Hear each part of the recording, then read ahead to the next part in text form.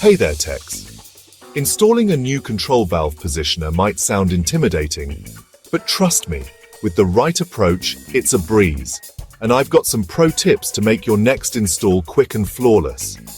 First off, safety is non-negotiable. Always shut down your process, depressurize the valve, and lock out all sources.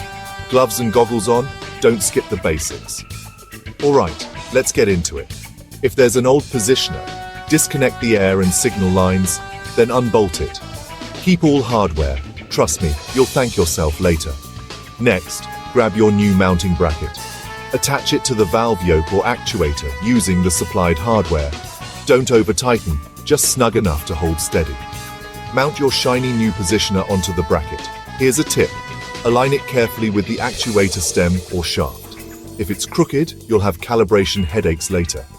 Now connect the feedback lever or cam to the actuator stem. Double check that the linkage moves smoothly through the valve's full travel. Any binding? Fix it now, not later. Time to hook up your air supply. Clean, dry instrument air is best. Then connect your control signal, whether it's pneumatic or 420 MA. Attach output lines to the actuator chambers as per the manual. Ready for the fun part? Power up the positioner and start calibration. Adjust your zero and span until the valve strokes from fully closed to fully open, matching your controller signal.